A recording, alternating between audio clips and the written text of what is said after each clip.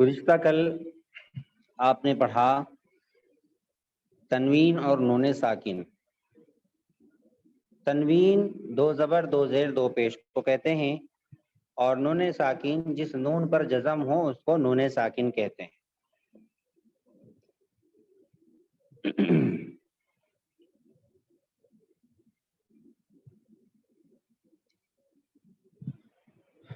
آج ہم سمجھیں گے کہ یہ جو نون کی آواز ہے، یہ نون کی آواز کہیں پر بالکل سائلنٹ ہوتی ہے اور کہیں پر تھوڑا سا نون کی آواز کو ناک میں چھپا کر پڑھا جاتا ہے، اور کہیں پر اس نون کی آواز کو ناک میں روک کر پڑھا جاتا ہے۔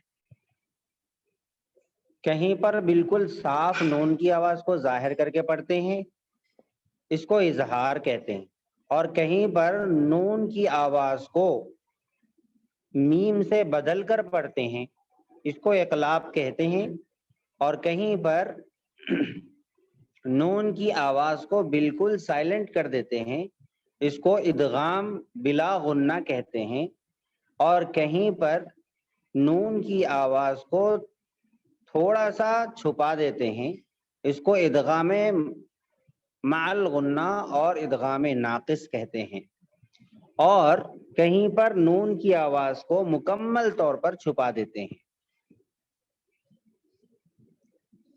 تو اب آئیے دیکھتے ہیں سب سے پہلے ہم اظہار کو۔ اظہار نون ساکن یا تنوین کے بعد اگر حروف حلقی میں سے کوئی حرف آتا ہے تو نون کی آواز کو ظاہر کر کے بغیر غنہ کے پڑھتے ہیں۔ نون کی آواز کو ظاہر کر کے بغیر غنہ کے۔ اب غنہ کس کو کہتے ہیں؟ غنہ کہتے ہیں ناک میں آواز کو روکنا، اس کو غنہ کہتے ہیں۔ بلا غنہ کا مطلب ہے ناک میں آواز کو نہیں روکنا۔ تو جیسے ان، اس کو کہتے ہیں غنہ، اس کو غنہ کہتے ہیں۔ اور اگر بغیر غنہ کے اگر پڑھ رہے انا، اس کو کہتے ہیں بغیر غنہ کے پڑھ رہے ہیں۔ تو نون کی آواز کو صاف ظاہر کر کے اس وقت پڑھا جاتا ہے جب یہ تنوین یا نون ساکن کے بعد، تنوین یا نون ساکن کے بعد حلق سے نکلنے والے 6 حروف میں سے کوئی حرف آ جائے۔ اب وہ کون سے حروف ہے پہلے اس کو سمجھ لیجیے۔ حروف حلقی 6 ہیں: حمزہ، ہا، عین، ہا، غین، خا۔ یہ ہے حلق کے پاس سے نکلنے والے حروف: حمزہ، ہا، عین، ہا، غین، خا۔ اگر ان 6 حروف کے بعد میں، اگر تنوین یا نون ساکن کے بعد یہ 6 حروف میں سے کوئی حرف آ جاتا ہے، کس کے بعد؟ کس کے بعد آنا؟ تنوین یا نون ساکن کے بعد، یعنی دو زبر دو زیر دو پیش کے بعد، یا جس نون پر جزم ہو اس نون کے بعد میں اگر یہ 6 حروف میں سے کوئی ایک حرف بھی آ جاتا ہے تو نون کی آواز کو صاف کھول کر پڑھیں گے۔ اس کی اگزامپل مثال دیکھیے۔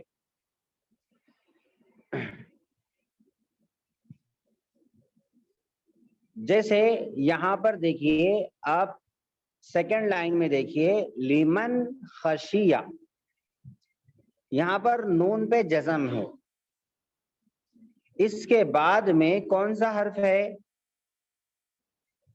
خا ہے۔ تو نون کے بعد میں یہاں پر خا ایک حرف ہے جو حروف حلقی کا ایک حرف ہے۔ تو اب یہاں پر لیمن خشیہ پڑھنا غلط ہے۔ کیا پڑھیں گے؟ لیمن خشیہ، لیمن خشیہ۔ صاف نون کو ظاہر کر کے پڑھنا ہے، لیمان نہیں پڑھنا ہے۔ اوپر والی مثال دیکھیے، طیرن ابابیلا۔ رن تنوین ہے، را دو زبر رن، دو زبر ہے تو تنوین بولتے، اب اس تنوین کے بعد میں حمزہ ہے. حمزہ کیسا ہے؟ کیونکہ ہم پڑھ کے آئے کہ الف ہمیشہ خالی ہوتا ہے. جو الف پہ زبر زیر پیش کچھ بھی آ جائے یا جزم آ جائے تو وہ الف الف نہیں رہیں گا بلکہ اس کو حمزہ بولیں گے. تو یہاں پر ہجے کیسے ہوتے ہیں؟ طویا زبر طیرا، دو زبر رن طیرن، حمزہ زبر ا طیرن ا، با الف زبر با طیرن ابا. تو یہاں پر ہجے کیسے ہوتے؟ حمزہ زبر ا با الف زبر با ہوتے، الف زبر ا نہیں ہوتے. تو حمزہ ہے یہ. اب اوپر حروف حلقے میں آپ جو حمزہ پڑھے وہاں پر چھوٹا حمزہ لکھا ہوا ہے، لیکن چاہے چھوٹا حمزہ ہو یا الف کی شکل میں حمزہ ہو، دونوں بھی طریقے کا حمزہ اگر تنوین کے بعد آتا ہے تو وہاں پر آواز کی نون کا جو ساؤنڈ ہوتا ہے، نون کی جو وائس ہوتی ہے وہ صاف ظاہر کر کے پڑھنا ہوگا. طیرن ابابیلا، طیرن نہیں پڑھیں گے، طیرن ابابیلا. ٹھیک ہے. قرآن مجید کی بھی کچھ مثالیں آپ دیکھ لیجئے. جو ابھی پیج آپ سے پہلے کھولے تھے وہ پیج میں دیکھیے، قرآن مجید کے سے اس میں مثالیں بتائی. جیسے دیکھیے فَأَمَّا مَنْ أَعْطَى، فَأَمَّا مَنْ، اب من اعطا، میم نون زبر من ہے، نون پہ جزم ہے، نون پہ جزم کے بعد حمزہ ہے. تو یہاں پر من اعطا پڑھیں گے، من اعطا نہیں پڑھے. اللہ تعالیٰ یہ سورہ واللیل میں ہے، پارہ 30 کے سورہ واللیل میں یہ آیت ہے. تو من اعطا پڑھیں گے. آگے دیکھیے من خیرن، من خیرن، نون پہ جزم ہے، اس کے بعد میں خا ہے تو من خیرن نہیں پڑھیں گے، من خیرن پڑھیں گے، من خیرن. پھر آگے دیکھیے من ہاد، من ہاتھ پڑھیں گے. یہاں پر من ہاتھ نہیں پڑھیں گے کیونکہ نون پہ جزم ہے، اس کے بعد حروف حلقے کے ایک حرفوں میں سے ایک حرف چھوٹی ہا، حمزہ ہا، عین ہا، غین خا. تو 6 حرفوں میں سے ایک حرف چھوٹی ہا یہاں پر آ رہا ہے. آگے دیکھیے المنخنقۃ، المنخنقۃ. تو نون پہ جزم دیکھیے، یہاں پر نون پہ جزم ہے، اس کے بعد میں خا ہے، اس کے بعد خا ہے. تو یہ خا کیا ہے؟ حلق سے نکلنے والے حروفوں میں سے ایک حرف ہے، 6 حرفوں میں سے ایک حرف ہے. تو یہاں پر منخنقۃ نہیں پڑھیں گے، منخنقۃ. ٹھیک ہے، یہ آپ سمجھ گئے اظہار. اب آگے دیکھیے ہم سمجھیں گے جی اخفا سمجھیں گے، حروف اخفا. اب اخفا کیسے سمجھیں گے؟ اخفا میں ہوتا یہ ہے کہ نون کی آواز کو ناک میں چھپا کر پڑھا جاتا ہے، نون کی آواز کو ناک میں چھپا کر پڑھا جاتا ہے. حروف اخفا 15 ہیں، یعنی تنوین یا نون ساکن کے بعد اگر حروف اخفا میں سے کوئی ایک حرف آ جائے، یہ 15 حروف میں سے کوئی ایک حرف آ جائے تو نون کی آواز کو ناک میں چھپا کر پڑھنا ہے، تنوین کے بعد آئے یا نون ساکن کے بعد آئے. تو یہ 15 حروف کیا ہیں؟ 15 حروف کون سے ہیں؟ تا، سا، جیم، دال، دال، زا، سین، شین، صاد، ضاد، طا، ظا، فا، قاف، کاف. ایک مرتبہ اس کو یاد کر لینا بہتر ہے. آسان طریقہ بھی میں اس کو بتاؤں گا، وہ یہ ہے کہ تنوین یا نون ساکن کے بعد آپ ابھی پڑھ چکے کہ 6 حروف آئے تو صاف ظاہر کر کے پڑھنا. ٹھیک ہے. اب اس کے بعد میں اور 6 حروف ہے، اور 6 7 حروف ایسے ہیں کہ جو حروف آئے تو نون کی آواز میں غنہ کرنا ہوتا ہے. تو وہ 7 حروف اور یہ 6 حروف، 7 حروف اور 6 حروف کو اگر ہم ہٹا دیں تو بقیہ یہ 15 حروف بچتے ہیں، 15 حروف بچتے ہیں. کون سے وہ 7 حروف؟ یا، را، میم، لام، واو، نون، اور ہے ایک حرف با. تنوین نون ساکن کے بعد اگر با آئے تو نون کو میم سے بدل کر پڑھتے ہیں. ٹھیک ہے. تو با اقلاب کے اندر وہ حرف پایا جاتا ہے، اقلاب کی جو تختی ہوتی ہے اس کے اندر وہ حرف تنوین نون ساکن کے بعد با آتا. تو بہرحال یا را میم لام واو نون اور با اور حمزہ ہا عین ہا غین خا. تو وہ حمزہ ہا عین ہا غین خا 6 حروف اور یہ 7 حروف آپ اگر ذہن میں رکھ لیں تو پھر بقیہ جو حروف ہیں ان حروف میں نون کی آواز کو ناک میں چھپا کر پڑھنا ہوتا ہے، یہ ذہن میں رکھ لیجئے. اچھا اب دیکھیے یہ 15 حروف ہے. 15 حروف جب بھی آئیں گے 15 حروف میں سے کوئی بھی ایک حرف تنوین یا نون ساکن کے بعد آئے گا تو نون کی آواز کو کیسے ناک میں چھپانا ہے؟ پنکھے کی طرح ایک الف کی مقدار میں چھپانا ہے. پنکھا بولتے ہیں تو ایک ہوتا ہے بولنے کا طریقہ پنکھا، تو ہم پنکھا نہیں بولتے، کبھی بھی پنکھا بولتے ہیں. کنول کا پھول بولتے ہیں، کنول کا پھول نہیں بولتے. حالانکہ لکھنے میں کیا آتا ہے؟ کنول، کاف نون واو لام آتا ہے. پنکھا بھی جو لکھتے ہیں اردو میں تو پا نون کاف ہا الف آتا ہے. تو ہم پنکھا نہیں بولتے، پنکھا بولتے. نون کو سائلنٹ کر کے ناک میں لے جاتے، اسی کو کہتے ہیں ناک میں آواز کو چھپانا. ناک میں آواز کو چھپانا اسی کا نام ہے. اب مثال دیکھیے، انت منذر، انت. اب نون پہ جزم ہے، اس کے بعد تا ہے. تا حروف اخفا میں سے ہے یا نہیں؟ ہے دیکھو پہلا حرف ہے تو انت، انت. یہاں پر انتا نہیں پڑھیں گے، انتا پڑھیں گے. نون کی آواز کو صرف ناک میں رکھیں گے، نو کے زبان تالو کو نہیں لگائیں گے. نو کے زبان تالو کو، نون کا مخرج کیا ہے؟ زبان کی نوک اوپر تالو کو لگانا ہے، ان نون نا نی نو. لیکن جب اخفا میں یعنی نون ساکن کے بعد تا آ گیا یا سا آ گیا یا جیم یا دال یا زال یا زا سین، جو بھی 15 حروف ہے اس میں سے کوئی بھی ایک حرف آ جاتا ہے تو ہم اس نون کی آواز کو تھوڑا سا سائلنٹ کر کے ناک میں چھپا دیں گے. ٹھیک ہے، مکمل سائلنٹ نہیں کریں گے، صرف ناک میں چھپا. انت منذر، انت منذر. نون پہ جزم ہے، اس کے بعد زال ہے، زال بھی حروف اخفا میں سے. تو اس طریقے سے انت منذر اس طریقے سے پڑھیں گے. ٹھیک ہے، یہ تختی بھی آپ سمجھ گئے. اب ایک تنوین کی بھی مثال سمجھیے، کراما کاتبین، کراما کاتب.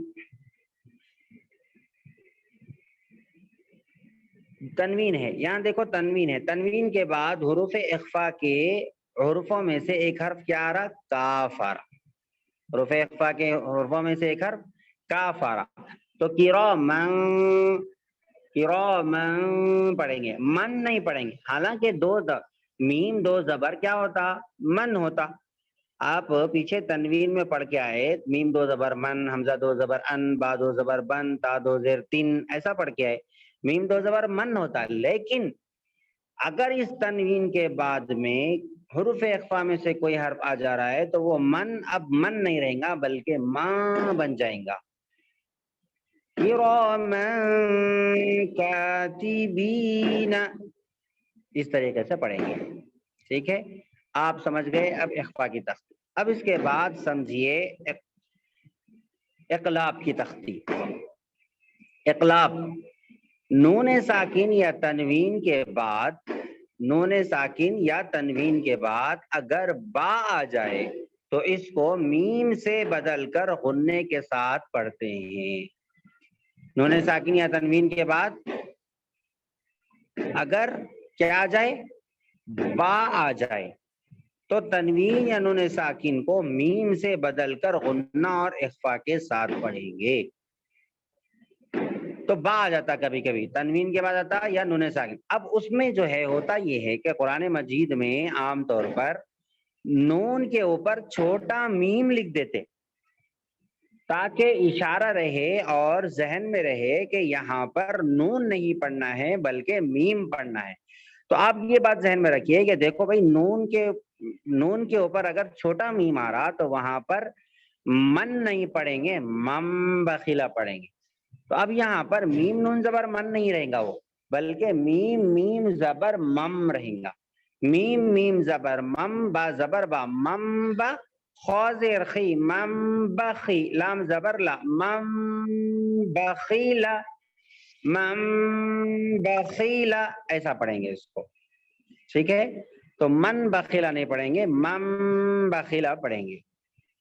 اسی طرح ایک تنوین کی مثال لیجیے، لنسفعا بالناصیہ. اب دیکھیے یہاں پر عین میم، عین دو زبر تو ان ہوتا، لیکن ان نہیں پڑھیں گے، بلکہ عین میم دو زبر عم پڑھیں گے.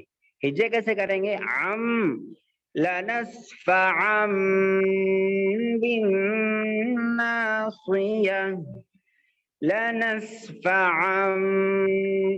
یہاں پر تنوین کے بعد با آیا، تو با آنے کی وجہ سے یہاں پر نون بالکل سائلنٹ ہو جائے گا، اور نون کی آواز جو تنوین کے اندر بھی آتی ہے وہ بھی بالکل سائلنٹ ہو جائے گی، اور اس کو بدل کے میم سے بدل کے پڑھیں گے. نون کی آواز کو میم سے بدل کے پڑھیں گے، اس کو کہتے ہیں اقلاب، یعنی بدل دینا. لنسفعا. ٹھیک ہے، یہ سمجھ گئے آپ. اب اس کے بعد دیکھیے ادغام، ہم سمجھیں گے ادغام. ادغام کہتے ہیں ایک حرف کو دوسرے حرف میں ملا دینے کو ادغام بولتے ہیں. ایک حرف کو دوسرے حرف میں ملا دینے کو ادغام کہا جاتا ہے. تو اب ادغام جو ہے ایک حرف کو دوسرے حرف میں ملانا دو طریقے سے ہوتا ہے. ایک ہوتا مکمل ٹوٹلی ایک حرف کو دوسرے حرف میں ملا دینا. کیسے؟ جیسے آپ دیکھیے مثال میں محمد الرسول اللہ. یہاں دیکھیے مثال میں دال دو پیش دن ہے، اس کے بعد را ہے.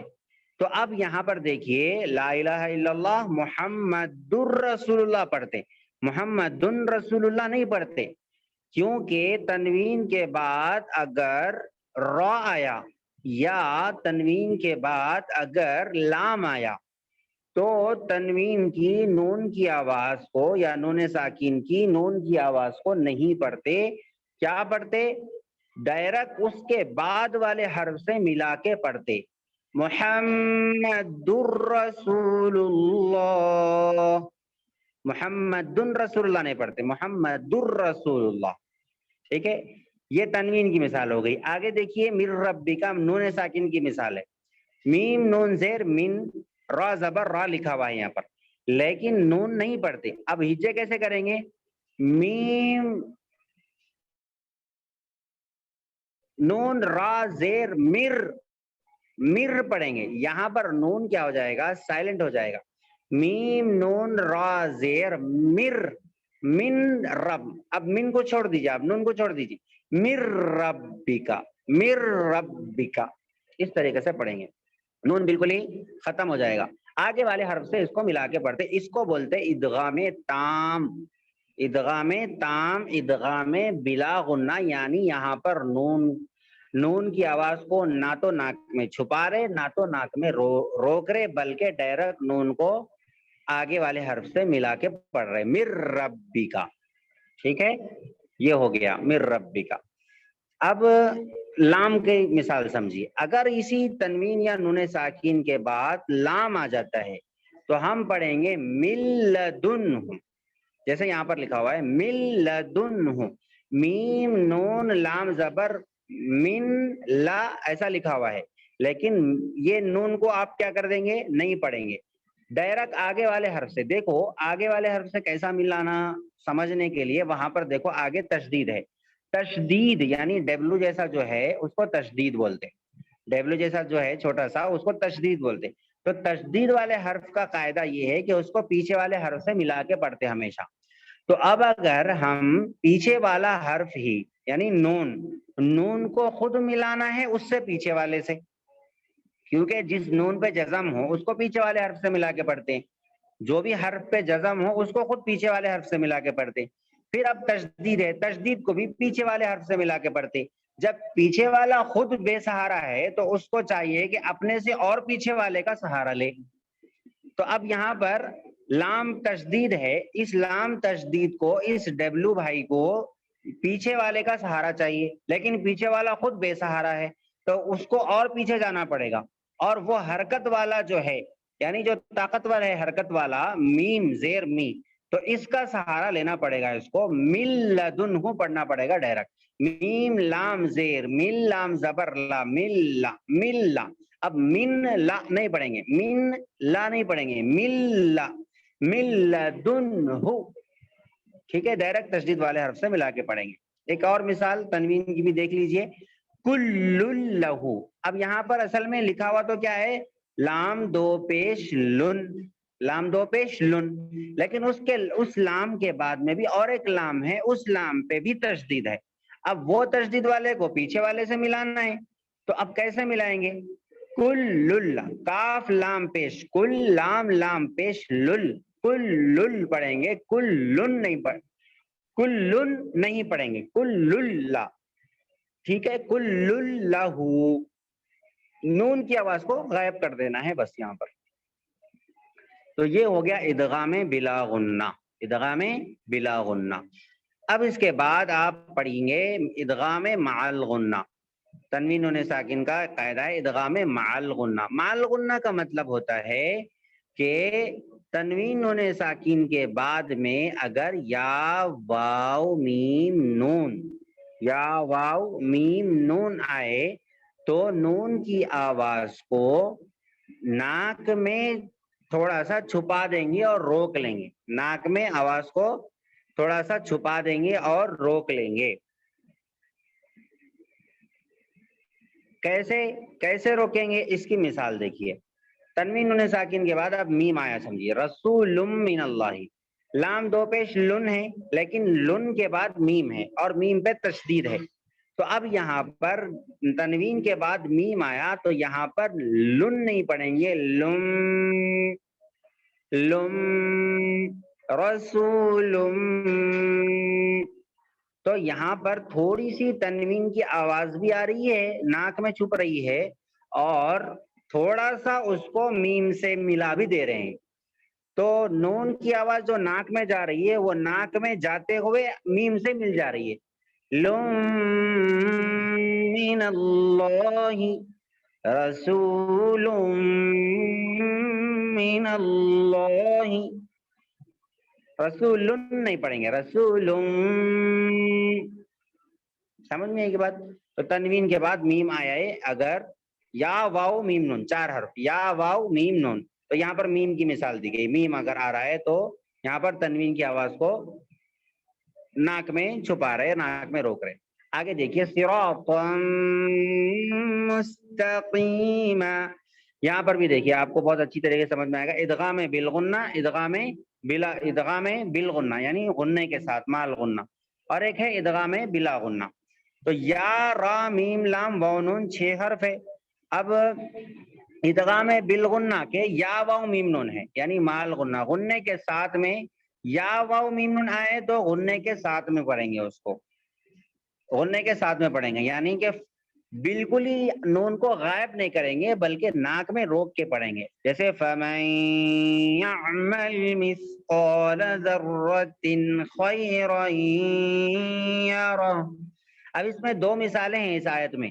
ایک نون ساکن کے بعد یا ہے فَمَن يَعْمَلْ، فَمَن يَعْمَلْ، تو نون ساکن ہے اس کے بعد یا ہے، تو یہاں پر فَمَن، یہ تو نون کی آواز ہو گئی، تھوڑی سی ناک میں لے کے گئے نون کی آواز کو اور ساتھ ہی اس کو فوری یا سے ملا دیے. تو فَمَن يَعْمَلْ، فَمَن يَعْمَلْ، یعمل نہیں پڑھنا، یعمل، یہ ہو گیا. پھر دیکھیے خیرن یرا، خیرن یرا میں را پہ دو زبر ہے، خیرن یرا، رئی میں، رئی میں را پہ دو زبر ہے، یا پہ زبر ہے، را پہ دو زبر اور یا پہ زبر ہے، تو یا پہ تشدید ہے، رئی، را پہ دو زبر، رئی، رن. اگر دیکھا جائے تو را دو زبر رن ہوتا، لیکن را تنوین کے بعد پہ را دو زبر رن کے بعد میں یا آیا، تو یہاں پر نون کی آواز کو ناک میں روکنا ہے اور پھر ساتھ ہی آگے والے حرف سے یعنی یا سے ملا دینا ہے. اس کو ادغام مع الغنہ کہتے ہیں. خیرن یرہ، خیرا یرہ، اس طریقے سے پڑھیں گے. ٹھیک ہے، یہ ہو گیا ادغام مع الغنہ. اب اس کے بعد ہے ادغام بلا غنہ. ادغام بلا غنہ، ادغام بلا غنہ آپ سمجھ گئے کہ ڈائریکٹ نون کو را سے ملا دیتے، ڈائریکٹ تنوین کو یا نون کو ڈائریکٹ لام سے ملا دیتے. یہ ہو گئے تنوین نون ساکن کے 5 قاعدے: اظہار، اخفاء، اقلاب، ادغام مع الغنہ، ادغام بلا غنہ. یہ 5 قاعدے آپ سمجھ گئے. انشاءاللہ کل ان 5 قاعدوں کی جو نیچے کی مشق ہے وہ مشق ہم کل پڑھیں گے انشاءاللہ. ٹھیک ہے، اور انشاءاللہ جو قصہ ہے یوسف علیہ الصلوۃ والسلام کا قصہ ہے اس کو بولنا ہے. انشاءاللہ میں اس قصے کو آپ کو گروپ میں ریکارڈ کر کے بھیجوں گا، آپ وہیں پر سنیں اس کو.